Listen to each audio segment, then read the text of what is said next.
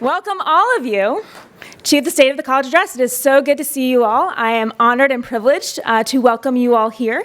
Thank you so much for coming. It is also my honor to introduce and welcome President Fuhrman to the stage. As a Student Senate President, my name is Chelsea Saunders. I am so excited to work with her this year. She's already supported us so much in our One Listen program last week, and we have lots of future plans working with the senior administration and President Fuhrman to make sure that this TC community stays strong and stays fully TC. So again, if you could join me in welcoming President Fuhrman.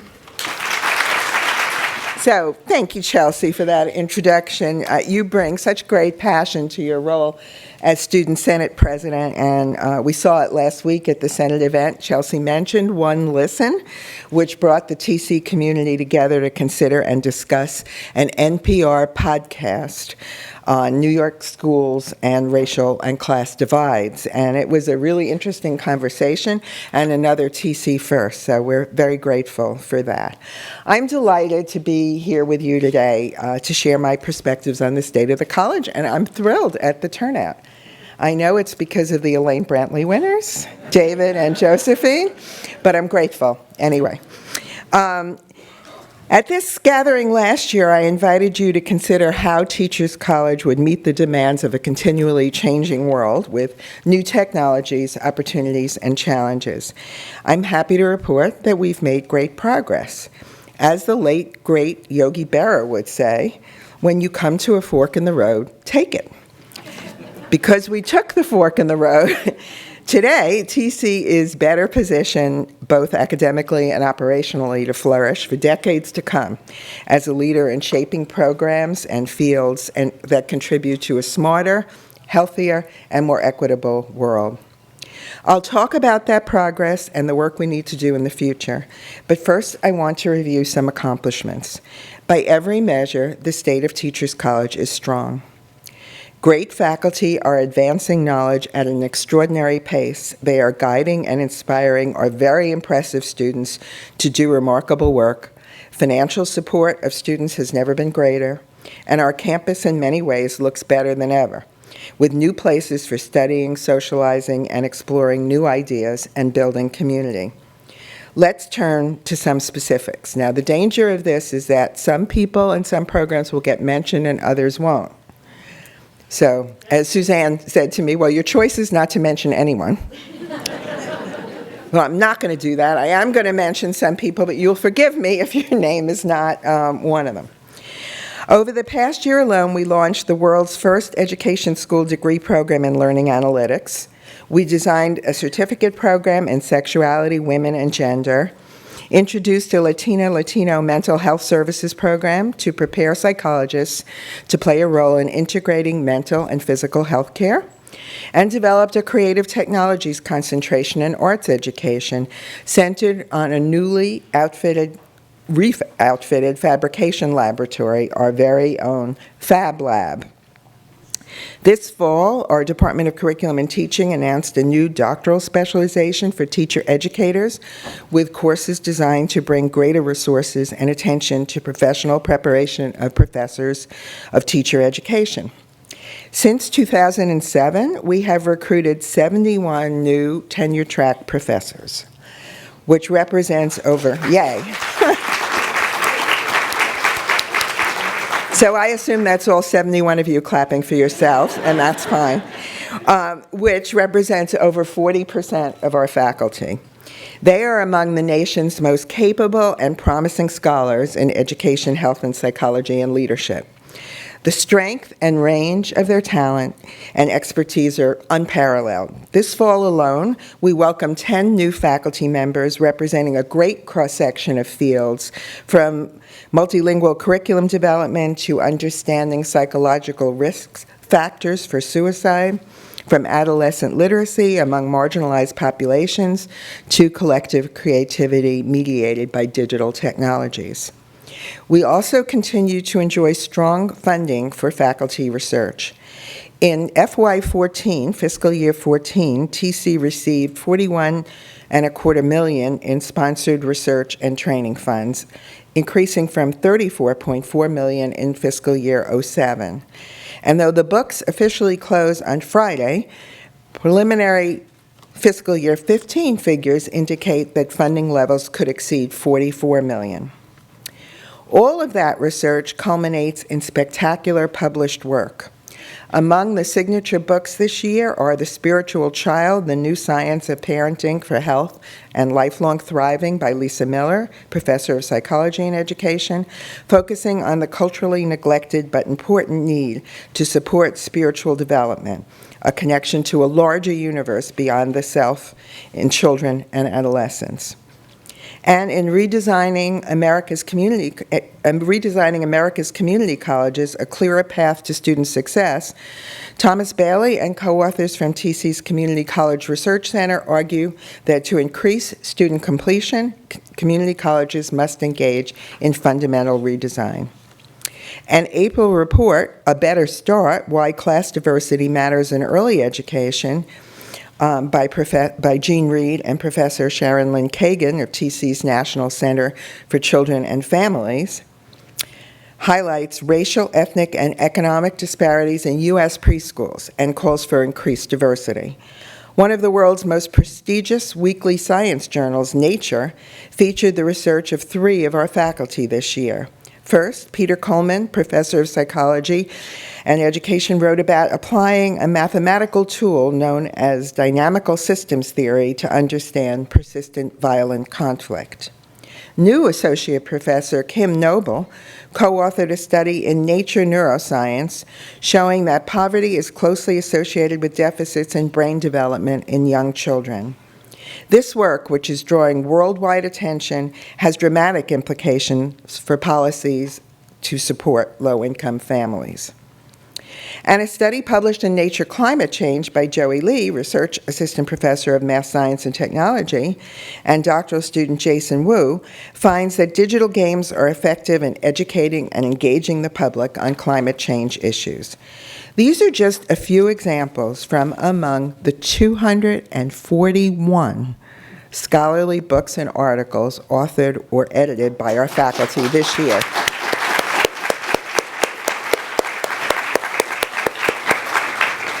Faculty work is so multifaceted: thoughtful teaching and advisement of students, innovative and groundbreaking research, service to the academic community, both here at TC and beyond. Each year, members of our faculty are honored for their work with membership into the highest levels of national professional societies related to their fields.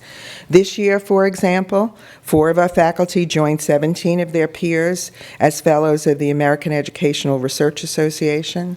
Amy Stewart Wells joined 10 of her colleagues as a member of the National Academy of Education. Carol Garber was recently elected to the National Academy of Kinesiology, bringing our total of active fellows there to 3. And we also boast over a dozen fellows of the American Psychological Association. Let's give all those a round of applause.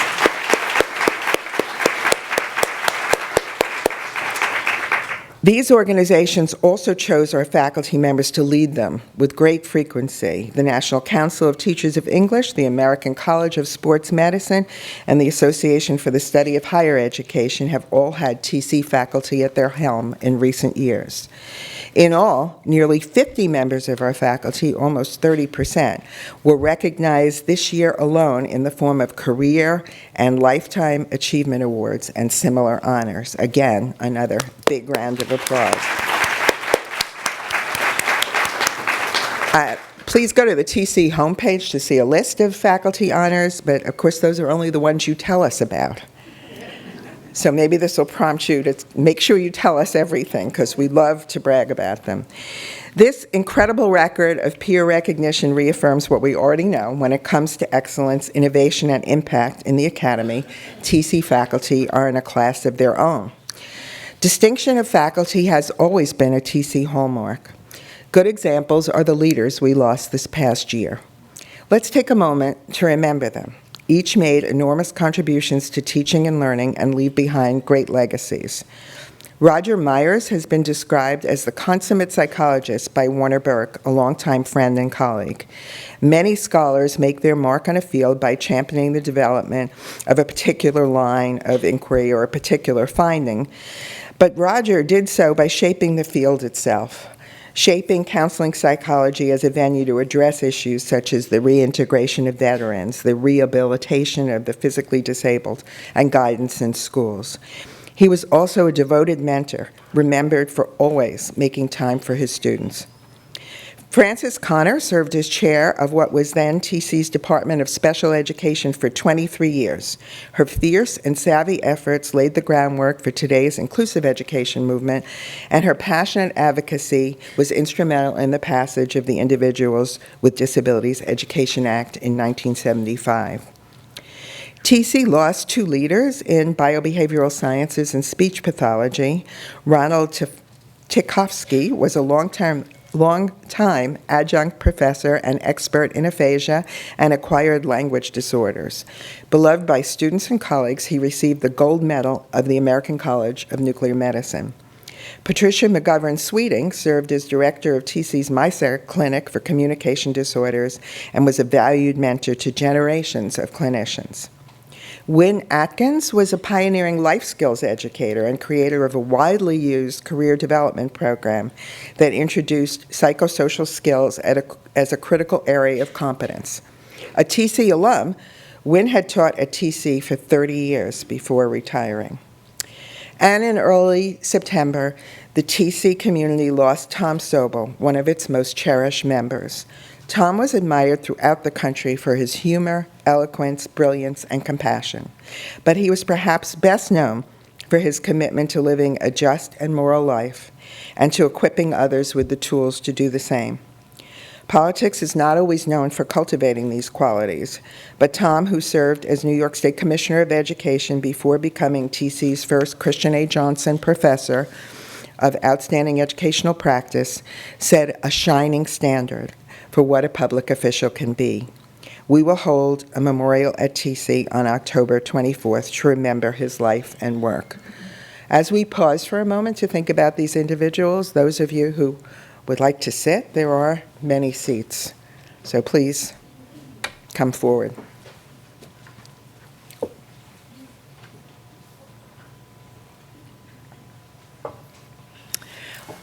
Let me turn to our amazing students who inspire us to continually improve their TC experience. Last month, we welcomed more than 1,840 immensely talented new students ready to start on their TC journey. Our geographic reach continues to impress. We enrolled students from 45 states, DC, and Puerto Rico. We're missing Wyoming, West Virginia, South Dakota, Montana, and Idaho, so let's get on that for next year. More and more students from around the globe are choosing TC. From 2006 to 2015, international student enrollment has risen from 12.7% to 19.5%. This year, we welcome students from 48 different countries, with China, South Korea, India, Canada, Taiwan, Singapore, and Brazil as the top nations. Our student satisfaction rate is high. In 2014, 91% of the graduating student survey respondents reported that they were satisfied or very satisfied with their experiences at TC, and TC graduates do well in the job market. Among 2014 graduates, almost 84% were employed within 6 months of graduation, and another 8% were pursuing another graduate degree or postdoc. The diversity of our student body continues to increase.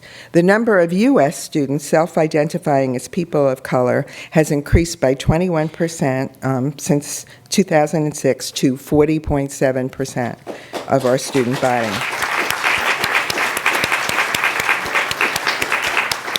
We're proud of our history in contributing to an academic community that looks more like America. In 1996, to address the inequities of groups in the U.S. who are historically underrepresented in the academic profession, TC established the Minority Postdoctoral Fellowship Program. It provides recent doctorate recipients the opportunity to develop a program of research and participate as an active community member in the life of a graduate research university. Many of the 30 fellows who have been here over the years have gone on to become important scholars and powerful voices in their fields. We will learn all about them when we celebrate the 20th anniversary of this program in March, and we encourage all of you to share that joy with us. Advancing new ideas requires supportive and sound operations and infrastructure. This year, the college has seen a number of improvements on those fronts. Technology plays an increasingly central role in making sure all TC operations run smoothly, from turning on the lights to getting our paychecks processed to ensuring classroom equipment is humming. Now, I'm not too loud because we also want to hear what's going on in the classroom. At last year's State of the College, I introduced TC's new Chief Information Officer, Naveed Hussain. Naveed has been leading the CIS team in a number of initiatives that are making technology better serve the TC community. You may have noticed that they're rewiring the campus to improve internet service. There's the improved help desk, now called the service desk, to reflect a broader set of activities with extended hours, and a new app on the MyTC site. Through this and other efforts, CIS is working to speed up response time, remove obstacles, and be more accessible and proactive. They're working closely with business liaisons from every department to find solutions.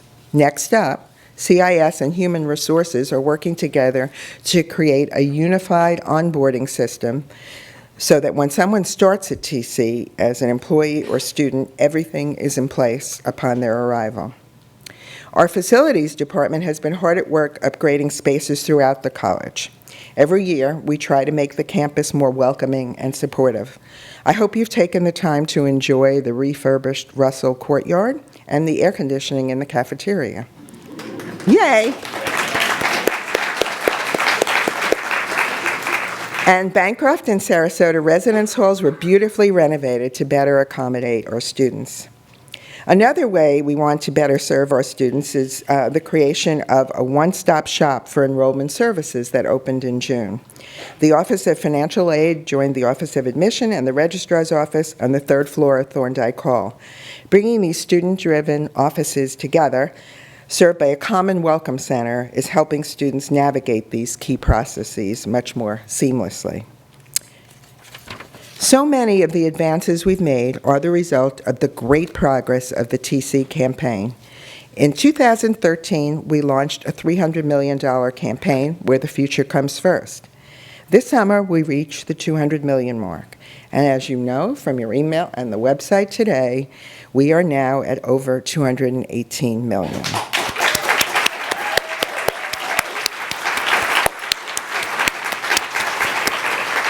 I do want you to know that I checked late this afternoon to see if I could add some more to that, but 218 from this morning holds.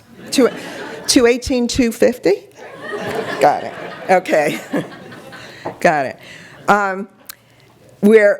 This is already by far the largest campaign an education school has ever achieved, the amount we've raised so far, even before we reach the $300 million goal. So it's very exciting. Our students remain our number one fundraising priority. To date, 100 named scholarships have been created since the start of the campaign. These scholarships allow us to continue to attract the best and brightest to TC to study critically important issues.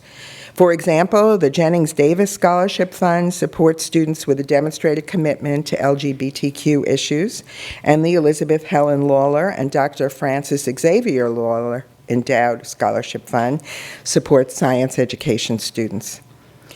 Increasing financial aid has been a top priority for me as president. Since 2006, we've come close to quadrupling total institutional financial aid to students, from $7.6 million to just over $29 million in FY 2015. Yes, we can clap. Our students are determined to change the world, and we strive to help them to do that without crushing debt. We know we have a long way to go, but at least we can say we're making progress. Our campaign has surpassed the original goal of $113 million for program and faculty support. We're so fortunate to have donors as creative and innovative as the initiatives they fund. For example, this spring, the Financial Literacy Project had a national rollout of its highly successful New York City-based professional development program for teachers. This project is led by Professor Anand Mari, who is currently on leave serving as Vice President and Head of Outreach and Education at the Federal Reserve Bank of New York. And its guiding spirit and benefactor is TC trustee Joyce Cowan. The most recent way TC is addressing emerging problems of populations in need through multiple disciplines is our new Resilience Center for Veterans and Families.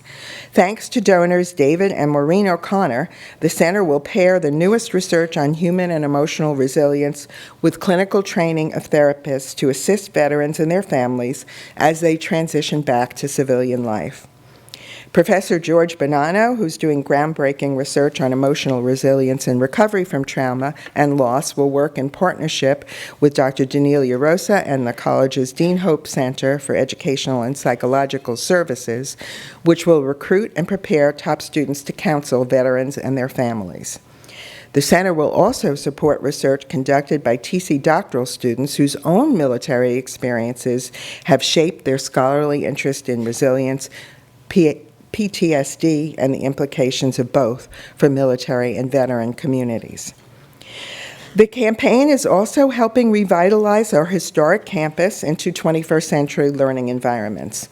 Our new refined smart classroom in 418 Zankel is up and running, and work is about to begin on 22 additional fully modernized classrooms.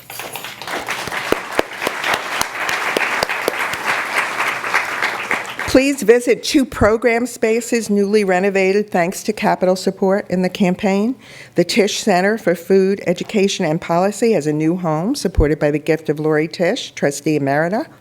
And the International Center for Cooperation and Conflict Resolution has redesigned space thanks to campaign chair Marla Schaefer. Another forward-thinking trustee and incredibly generous donor is Camilla Smith, who, with her husband George, have made possible a new learning theater. The 4th floor of the Gottesman Libraries is being transformed into 10,000 square feet of reconfigurable space that allows for exploration and experimentation for new ways of understanding teaching and learning. With experimentation so endemic to this college, there's no better place than TC to house this learning theater, and we thank Camilla for being such a supportive partner throughout the planning process. Alumni, Camilla is one, have been vital to this campaign. 90,000 strong and counting, they are our best ambassadors, and their preeminence in so many fields stands as a testament to TC education. This summer, alumni were instrumental in the success of our Global Days, Global TC Days, which included 42 events in 40 cities and brought to life the reach of TC around the world. Our alumni are living in 130 countries, and we have now alumni networks in 45 of those countries, with new networks in Manila and Singapore formed as a result of Global TC celebrations there. And a growing group of 21st century leaders of recent alumni are raising awareness and support for TC, and we welcome these future leaders who will be the contributors of the future and make the next campaign possible. While we look to the future that the campaign is helping to support, all of these wonderful accomplishments don't insulate us from a world full of enormous challenges.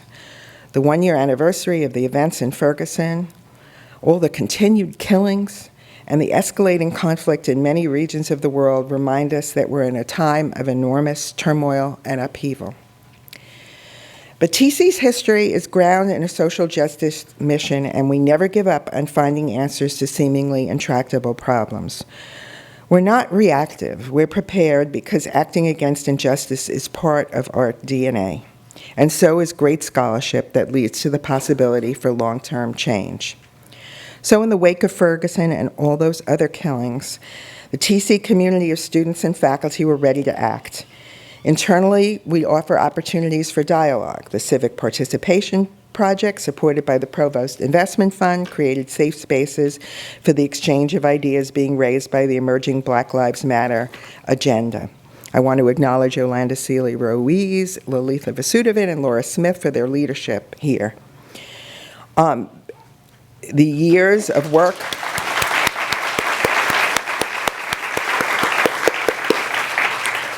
The years of work of the Office of Diversity and Community Affairs provides a context for important contributions.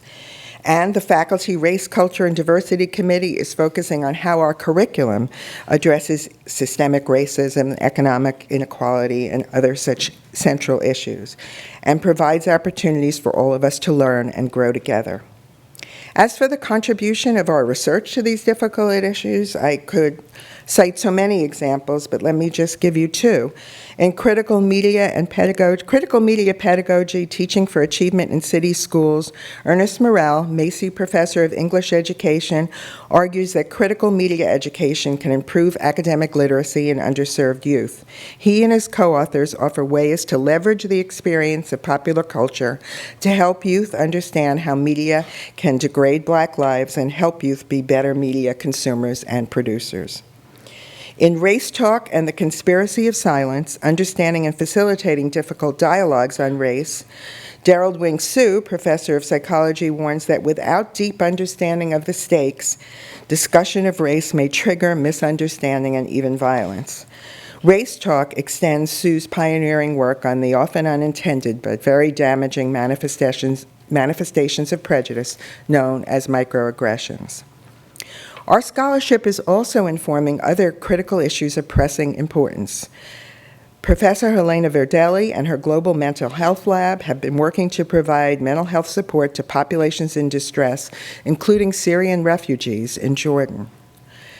And they're building on these efforts in a new project in Lebanon in collaboration with the World Health Organization and the United Nations to bring capacity for entry into that country of 1 million Syrian refugees.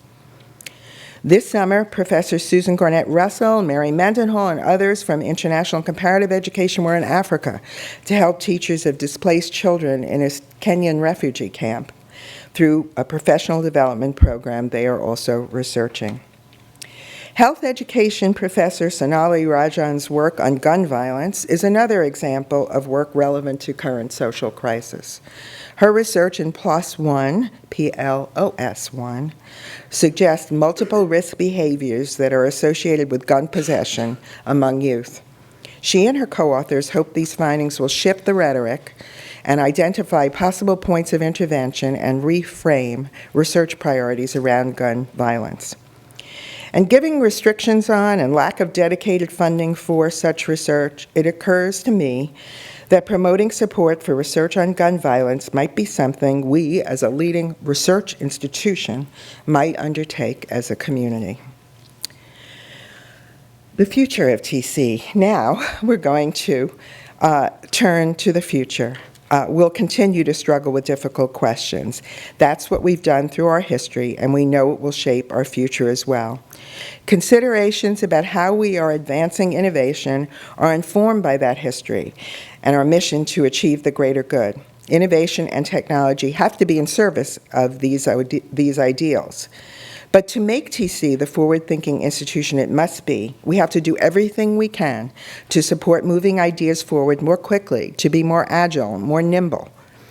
And while I know, to quote Yogi Berra again, that this may sound like deja vu all over again to some of you, we really hope that it's different this time. And while being agile can be a challenge in higher education, we've made good progress this year on that track and will continue to do so in the coming year. Since 2008, the Provost Investment Fund has provided seed funding to some 200 faculty-driven ideas. As we hope, many of these programs attracted major external funding, and some I've touched on today, like creative arts technologies and psychology and spirituality and the critical civic participation discussions that we're having. To build on the success of the Provost Investment Fund, Provost James this summer shared a new grant opportunity that allows for even more nimble and flexible support of faculty innovation. The TC Rapid Prototyping Fund will speed up the gestation process of incubating and testing out new ideas and concepts. We look forward to great work emerging from these grants, like that of Amy Stewart Wells, who's building on her work on curriculum mapping and race by creating a new summer institute on teaching and learning in racially diverse educational contexts, or one led by Aurelie Athan, who wants to offer a curriculum for non-degree graduate-level coursework in psychology, and an effort to further integrate programs in applied educational psychology led by Doug Greer. Tom James has also pulled together a group of staff to work in support of faculty ideas, what we jokingly refer to as the SWAT team. This group comes together to listen to faculty ideas and do the legwork associated with how to bring them into fruition.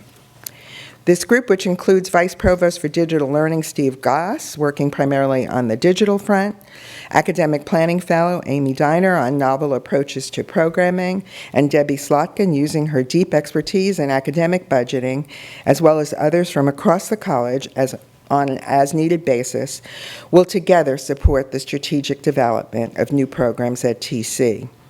The faculty is also, of course, centrally involved in this work, and over the summer, the FEC worked with Tom to spell out 9 areas where policies and processes may need to be rethought. Examples are the conditions under which non-credit courses might contribute to degree credit, and guidelines for variable pricing of programs.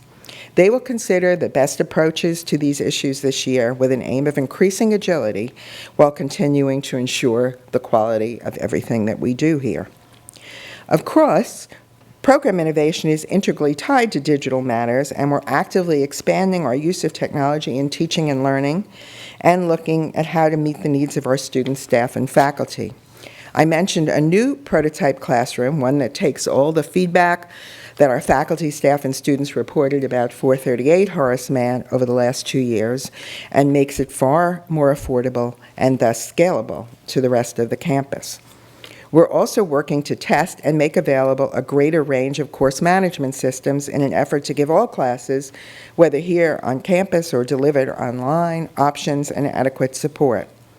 And we're building new systems to help us all act on data more strategically.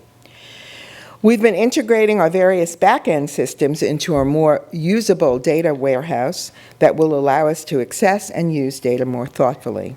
And we've been piloting a degree audit system that will allow faculty and the registrar to more effectively understand students' pathways through their programs. All of this work is centrally supported by our board, and in particular by a group of trustees who serve on the year-old Strategic Innovation Committee. Together with these board members, Tom and I stand ready to support the college in moving forward in creative, agile, and incredible ways. I want to leave you with an optimistic view of the days, months, and years ahead. We're at an exciting moment in our history, and thanks to a great history and an amazing TC community, we will continue to provide the leadership needed to address the most serious problems the world faces. I look forward to working together through the spring 2018 to lay the groundwork for how we will better meet these challenges. With so much of the world facing severe trials, Teachers College must remain strong and persevere in its mission. A recent New York Times article reported, and you all know about this, reported on the discovery in South Africa of a species that lived millions of years earlier than previously believed species had lived. The team leader said that practitioners in the field had assumed they were done with this work, that there were no more major discoveries to be had. What discovering the new species tells us, he concluded, is that there is no substitute for exploration. There is no substitute for exploration, and no more exciting and innovative a place than to continue that exploration than Teachers College. I look forward to continue to make great discoveries together. Thank you.